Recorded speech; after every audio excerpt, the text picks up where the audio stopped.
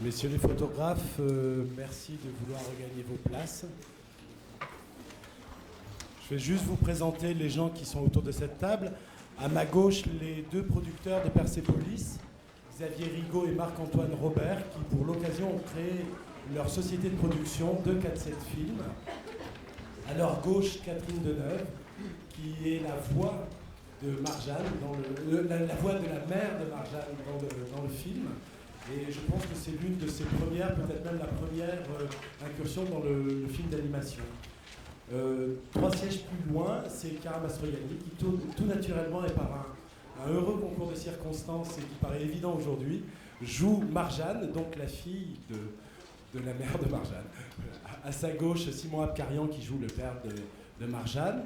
Et à sa gauche, Kathleen Kennedy, la productrice complice de Steven Spielberg, qui dès le début du projet de Persepolis s'est pris d'enthousiasme pour cette aventure. Et au centre de la table, les deux réalisateurs, Vincent Paronneau, plus connu comme auteur de bande dessinée sous le nom de Winchloose, et qui a réalisé déjà 2 courts-métrages. Et à côté de lui, Marjane Satrapi, qui a adapté donc avec lui les 4 albums de Persepolis. Et à tous les deux, c'est leur premier long-métrage d'animation. Juste pour lancer la conférence de presse, Marjane, une première question. À la sortie des albums, vous avez eu beaucoup de propositions d'adaptation au cinéma que vous avez déclinées.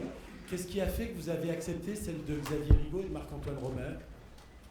C'est-à-dire que dans un premier temps, je connaissais très bien Marc-Antoine Robert. C'était un ami, donc je savais que ça allait se passer dans de bonnes conditions. Et puis voilà, donc lui disait qu'on allait faire un studio à Paris, qu'on pouvait avoir le contrôle total sur le projet. Sur un projet comme ça, même si mon point de vue est subjectif, même si c'est une histoire personnelle, quand on écrit une histoire comme ça, on a une responsabilité, donc c'était absolument impossible de le faire autrement que de pouvoir tout contrôler. Donc voilà. Vincent, vous êtes un auteur vous-même de bande dessinée, dont le travail est très différent de celui de Marjane. Est-ce que c'était facile pour vous de vous impliquer, de vous immiscer dans l'univers à la fois graphique et intime de Marjane Satrapi ? D'un point de vue graphique, on peut dire que c'est du travail après, l'intimité, ce que ça représentait, non, c'était très très douloureux pour moi au début. J'ai marché sur des œufs, ouais, comme on dit. Parce qu'évidemment, quand on a écrit le scénario pour l'adaptation, j'ai bien vu que Marjane était encore touchée par certains événements, donc ça m'a rendu un peu frileux.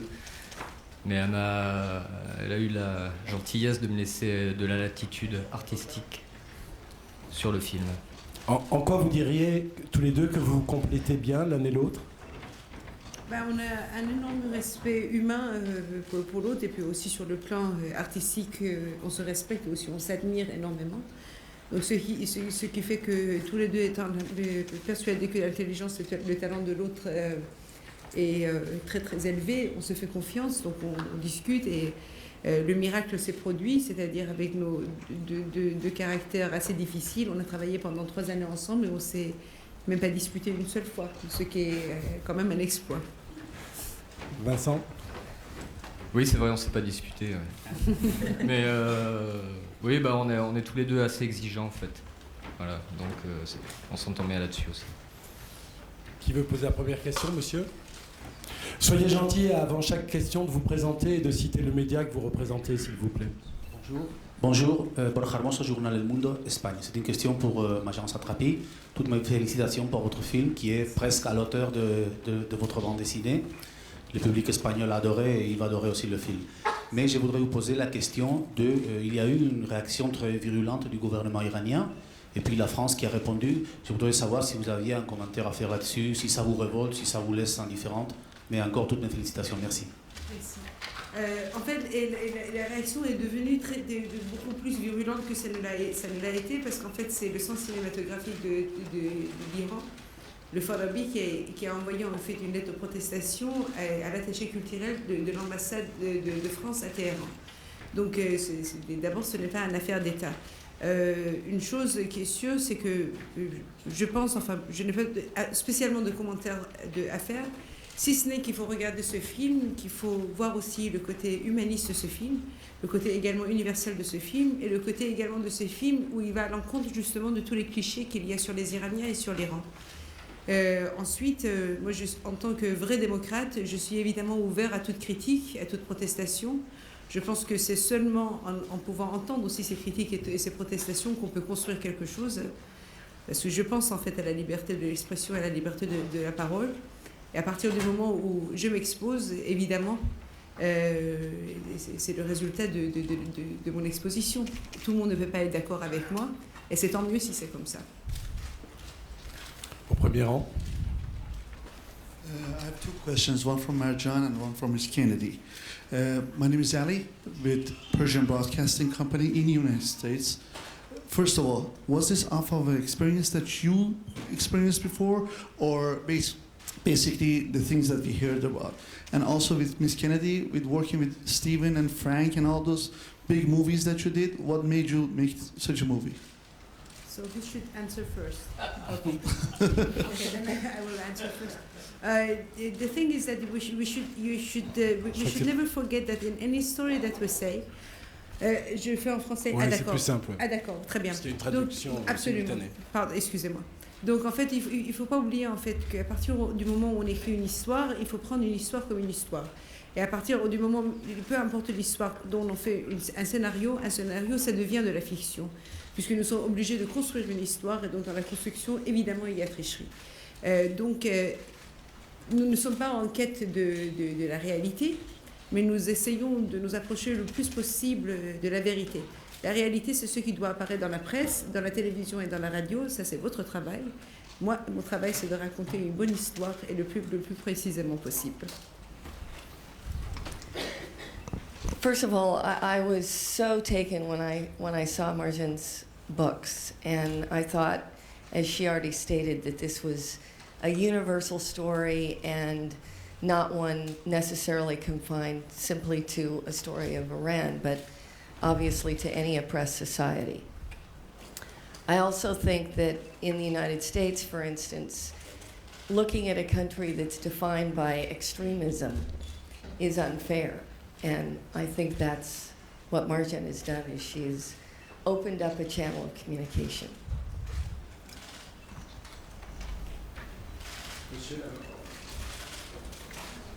Monsieur. Question to Marjan. It's Rodrigo from Globo Brazil. I would like you to mention your references in from the comic books. Which authors or drawers influenced your work? Mes influences, en fait, pour ce qui concerne la bande dessinée, je ne viens pas du tout d'une culture de bande dessinée, et avant d'en faire, je ne connaissais pratiquement rien à la bande dessinée, il faut dire. Quand même, j'ai lu quelques bandes dessinées. Le point le début, ça a été le Mars de Art Spiegelman, parce que comme toute personne qui ne connaissant pas la bande dessinée, l'avis que j'avais sur la bande dessinée, c'était comme tout le monde, c'est-à-dire de la lecture pour les enfants, pour les adolescents ou pour les adultes attardés. En lisant Mouse, évidemment, mon point de vue a changé. Et je me suis dit, donc voilà, c'était un média justement où on pouvait raconter tout ce qu'on voulait. Et c'était pas juste un média pour raconter des histoires de super-héros. Après, les influences générales, de toute façon, je suis quelqu'un qui s'intéresse à la culture. Donc que ce soit de la littérature, de la musique, du cinéma, peu importe, la peinture, la gravure, tout c'est une influence, mais on ne pense pas spécialement à quelque chose de particulier. C'est le résultat en fait d'une vie. C'est tout. Mademoiselle. Hello, my name is Natasha Stanikowski for Cinema Without Borders for Directors. What were your main concerns when you started making the movie? La chose où Vincent et moi en fait on a été le plus concernés, c'était le danger qu'il y avait en fait sur ce projet. Le plus grand danger de ce projet, évidemment, c'était de vouloir faire en fait coller la bande dessinée et en faire un film. Certains gens pensaient qu'on allait juste prendre les cases et les filmer les uns après les autres, et puis ça allait donner lieu à un film. Parce qu'il y a ce lien de parenté qu'on fait entre la bande dessinée et le cinéma qui n'est pas vrai. La bande dessinée n'est pas non plus un storyboard pour le cinéma, c'est vraiment une narration à part entière. Donc c'était d'éviter ce danger-là et de vraiment penser au cinéma et de vraiment penser à une écriture cinématographique. Et donc évidemment, ça c'était mon plus grand concern, comme vous dites. Monsieur Oui, bonjour, je suis là, de ce côté-là, ici. Non, ici. Ah, excusez-moi, Oui. excusez-moi. Pardon. Je suis cinéaste iranien vivant en France, donc je voudrais vous féliciter. J'ai déjà laissé un message sur votre répondeur pour vous féliciter. Donc, voilà, je suis super content de votre film. J'en ai déjà parlé hier soir dans les médias iraniens. Mais ma question est la suivante. Pourquoi vous ne voulez pas donner des interviews aux journalistes iraniens et ils ont aimé votre film? Alors, quel est le problème? Pourquoi vous ne voulez pas donner des interviews à certains journalistes iraniens qui sont présents ici? Pas ici, mais à Cannes. Non, c'est absolument pas ça. C'est pas du tout que je ne veux pas donner d'interview aux journalistes iraniens. Il n'y a absolument pas ça. J'ai juste absolument pas envie de nourrir la polémique, parce que je pense que ce genre de choses, en fait, ça s'agrandisse parce qu'il y a de l'eau qu'on amène au moulin d'une polémique, et la polémique, c'est vraiment pas ma tasse de thé. À partir du moment où on veut parler du film, évidemment, je suis ouvert à parler avec qui que ce soit, et évidemment les Iraniens avant tout le monde, bien entendu. Mais si on me promet qu'on ne va pas dans le sens de la polémique. Mais la personne que je connais, c'est pas moi qui va vous interviewer, mais une personne qui aimerait vous interviewer, il veut parler que de film en tant que l'œuvre. Est-ce que vous êtes prêt? Absolument. Bon, voilà, absolument. Voilà. En mais tout bien cas, sûr, il voilà. n'y a aucun problème. En tout cas, mille merci et je suis très très fier. Voilà, il faut appeler l'attaché de presse et avec le plus grand plaisir. Oui, oui, mais moi je suis très fier à la fois d'être votre compatriote et aussi français, à la fois les deux. Merci. Hein. Merci. Chiara, c'est vous qui avez demandé à jouer le rôle de Marjane, ou en tout cas de participer à l'aventure? Oui, je lui ai proposé qu'on fasse des essais et tout ça, alors on s'est rencontrés. Et puis... Pourquoi vous teniez Mais j'aimais à faire beaucoup la partie bande du projet? dessinée. Et quand j'ai entendu parler du projet, je sais pas, j'ai dû avoir un moment d'inconscience parce que jamais j'ai osé jusqu'à présent faire ce genre de démarche. Et j'avais envie, en fait, mis à part l'admiration que j'avais pour ce travail, j'avais envie de voir qui était derrière tout ça, parce que c'est vrai que c'est quand même très rare de rencontrer ce genre de personnalité. Marjane est quelqu'un de très libre. Bon, c'est un peu gênant de parler d'elle devant elle, mais...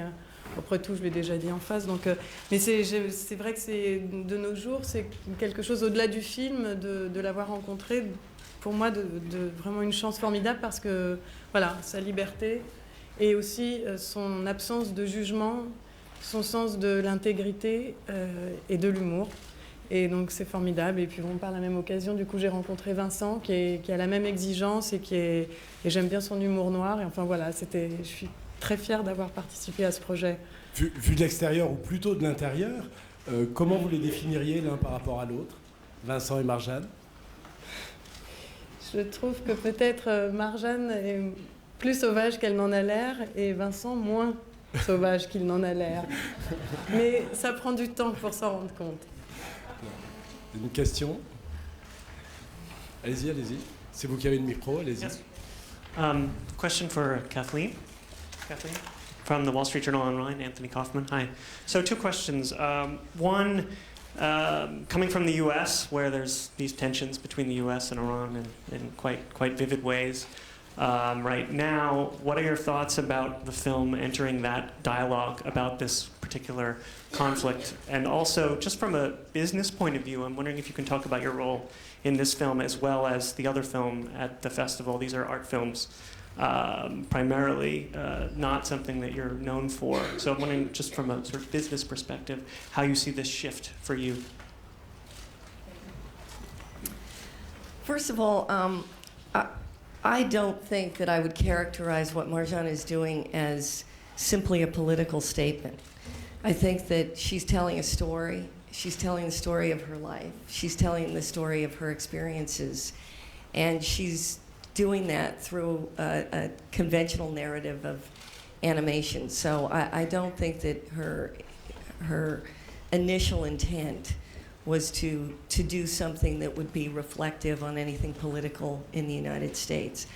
My hope with the film is that when it does show in the United States, that it's a wonderful opportunity to be pulled into a very complex society that the United States knows very little about, and being brought through that process in the way that Marjane does, with a wonderful sense of humor and tremendous access and universality to everything that she does, I think it's a very accessible way in which an audience can be introduced to a country that they may not know much about. As far as a business shift, I don't really see it as a business shift, because, I mean, I love all different kinds of movies. I feel that I've been a part of a lot of different kinds of films. In fact, the last time I was at the Cannes Film Festival was for E.T. And even though E.T. ended up being this huge movie, it was a small film. And I don't think that this size of a budget with a film, I think this film is huge in its ideas and its storytelling. And I don't think that that's necessarily dependent on a budget. So I just love to make movies. I love to tell stories. I love to be a part of something like this, where I did very little in terms of addressing anything to do with the production. Marc-Antoine Xavier, Marjane Vincent, and all the wonderful actors that participated made this movie. I was so attracted to this material that I immediately stepped in and said, how can I help? Can I help get distribution in the United States? And that's what I ultimately ended up doing. But more importantly, I think I made some great friends. And that's what you look forward to when you make a movie. Monsieur? Oui, Jérôme Malien pour le quotidien DNA. Une question pour Monsieur Paono et par rebond pour Marjane Satrapi. J'ai lu dans l'entretien que vous avez donné pour le dossier de presse que parmi les choses que vous aviez revues au moment où vous avez commencé à travailler, il y avait La Nuit du Chasseur, qui est quand même le plus grand film d'initiation du monde à mon avis. Je voulais que vous me parliez un petit peu de ça, des rapports qu'il y a entre, par exemple, le noir et blanc de votre film et le noir et blanc de La Nuit du Chasseur, et peut-être d'autres choses aussi. Dans La Nuit du Chasseur, vu que c'est un film que j'ai souvent regardé, pour différentes raisons, ce que j'aime bien dans ce film, c'est qu'il répond à chercher des solutions, quoi. Donc pour créer un climat d'angoisse, il y a des scènes tellement étranges qu'on est obligé de les regarder 3 ou 4 fois pour comprendre pourquoi c'est étrange. Donc voilà, mais c'était plus une référence de qualité que de... Bon, évidemment, c'est noir et blanc, il y a les ombres portées, c'est expressionniste. Mais c'était plus... ce qui me plaît dans ce film, c'est plus que le réalisateur répond à des questions. Les questions qui se posent. C'est plus... donc la qualité du film qui m'intéresse. Je ne sais pas si j'ai bien répondu. Simon, qu'est-ce qui vous touchait dans l'histoire, dans le fait de jouer le père de Marjane? Qu'est-ce qui vous touche dans ce personnage? D'abord, ça me touche que quelqu'un me propose, à chaque fois que quelqu'un propose un travail, ça me touche, de toute façon. Parce que je trouve ça jamais acquis pour un acteur, et c'est en soi un petit miracle quand quelqu'un vous propose de jouer, de participer à son œuvre. Sachant, moi aussi, j'ai rencontré Marjane dans un restaurant géorgien, à table, et elle a fait un dessin comme ça. J'ai dit à ma camarade de classe, j'ai dit, elle dessine bien, hein. Et puis elle m'a dit qui elle était, donc j'ai acheté les albums, je les ai lus. Et ce qui me touche, c'est quelqu'un qui raconte non seulement son histoire qui est touchante, mais aussi qui donne une forme à ça. Et je trouve que quand pour moi, une œuvre artistique, il faut qu'il y ait une réflexion sur la forme, autant sur le fond que sur la forme. Et je ne parle pas seulement le fait que c'est un film d'animation, c'est au-delà de ça. Qu'il y a une vraie forme, et ça m'a beaucoup touché. Et puis bon, comme j'avais des grosses moustaches à l'époque et que son papa en a aussi, voilà, on trouve toujours des raisons poétiques quand on participe à une œuvre. Donc il y en a eu, je peux vous en donner plein, hein. Mais voilà, moi aussi je suis très content et très touché de faire partie de cette aventure, quoi. Merci. Monsieur. Hello, my name is Ian Miller from Bloomberg News in London. The question for the directors and the producer: you have a very distinguished cast, but their faces are not seen. Is this film only going to be seen in French, or as it's an animation, will there be other casts? It's going to be another cast, but I cannot talk about it. Votre question? Une dame, pardon. Voilà. Merci beaucoup. C'est pour Radio-Canada. Du coup, je sais plus ce que je... Oui, ça me revient. En fait, ma question, c'est quels sont vos liens avec l'Iran aujourd'hui? Est-ce que vous y retournez régulièrement? Est-ce que vous avez encore de la famille? Enfin, comment ça se passe, en fait? Écoutez, mais non, je n'y retourne pas. Pas parce qu'on m'a dit, si tu retournes, je sais pas, ceci et cela vont arriver. C'est parce que l'Iran, c'est pas réellement un état de loi et c'est pas un état de droit. Donc, on ne sait pas du tout ce qui peut se passer. Donc, ne sachant pas ce qui peut se passer et tenant fortement à ma liberté, donc je n'y retourne pas. Mes liens resteraient toujours des liens très très profonds. C'est aussi une géographie, c'est aussi une façon de s'exprimer, c'est aussi un humour, c'est aussi une grande partie de moi-même que je suis obligée de mettre entre parenthèses parce que sinon on ne peut pas vivre toujours avec tout le monde en ramenant toujours sur le premier plan son passé. Donc évidemment, on est nostalgique. En même temps, je ne me permets absolument pas de me plaindre, d'abord par pudeur, mais aussi... je pense que ça serait grotesque et complètement malsain de ma part, qui a pu faire exactement, j'ai fait le métier que je veux, je vis dans la ville que je veux, je vis avec la personne que je veux. Si je me plains, alors les autres gens de la terre entière, et même pas les Iraniens, ceux qui n'ont pas la chance d'avoir ça, ils font quoi? Ils meurent. Donc mon devoir, c'est de sourire, et mon devoir, c'est de faire rire aussi, parce qu'il n'y a pas d'arme plus subversive que le rire, et puis il faut tenir droit. C'est tout. La principale différence entre les albums de bande dessinée et votre film, c'est que le film est un flashback, ce qui n'est pas le cas dans les livres. À quel moment est venue l'idée d'en faire un flashback et de démarrer avec cette scène de l'aéroport qui fait du coup que le film est un film aussi sur l'exil et sur la nostalgie, justement? En fait, comme l'idée venait de Vincent, je c'est une question au réalisateur. Oui, enfin l'idée venait de moi, pas vraiment, puisque Marjane m'a raconté un jour qu'elle avait été à l'aéroport d'Orly, qu'elle y avait passé la journée. Voilà, donc elle avait été, c'est quoi, à l'embarquement. Oui. Bon, évidemment, elle n'avait pas pu prendre son avion puisqu'elle n'avait pas de billet. Et donc elle a passé la journée à Orly à pleurer, comme le fait souvent Marjane aussi. Et voilà, donc elle m'avait raconté ça, puis au moment de l'élaboration du scénario, on a pensé que ce serait peut-être une bonne idée de rajouter ça à la bande dessinée pour une raison déjà par rapport au décalage et à la distance qu'on prenait par rapport à la bande dessinée, qui était quelque chose de très immédiat, c'était plus... Ouais. Parce, comme on a commencé à scénariser, on voulait apporter un peu de distance aussi, voilà, le côté histoire vraie où en fait on a essayé de l'évacuer aussi. Voilà. Et la volonté de faire cet épisode-là en couleur, c'est venu en même temps? Ben, en fait, il y avait, c'est un clin d'œil aussi. C'est-à-dire, moi j'aime bien les flashbacks. Voilà. Et puis je regardais le ciné-club et tout ça quand j'étais... Donc voilà, j'avais envie de faire un flashback. Et puis aussi, c'était le souci pour qu'on ne traite pas de dogmatistes danois. On a mis cette chose-là comme ça, de séquences en couleur. Ce qui fait qu'on peut quand même prétendre que Persepolis, c'est un film en couleur de 1h35, où il y a 1h32 qui est un flashback en noir et blanc. Mais ça reste quand même un film en couleur. Merci. Mademoiselle. Sophie Avon, Sud-Ouest. Marjane, vous n'avez pas répondu tout à l'heure. Est-ce que vous voyez vos parents? Est-ce que vos parents sont toujours en Iran? Et est-ce que ça a eu des répercussions sur leur vie en Iran?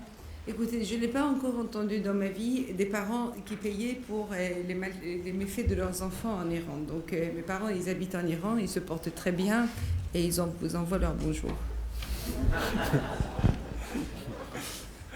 Marc-Antoine et Xavier, qu'est-ce qui a été le plus difficile dans toute cette aventure et le plus exaltant aussi? Le plus difficile, ça a été d'être patient.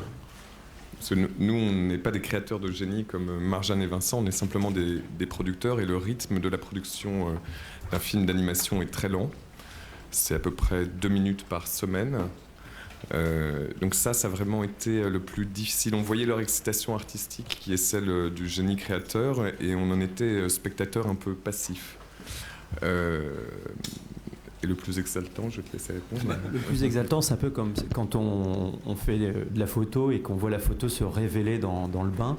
Et tout au long de ces 3 années, à chaque fois, on découvrait le projet qui prenait forme et qui devenait à chaque fois encore meilleur. Et il est allé au-delà de ce qu'on pouvait espérer et attendre.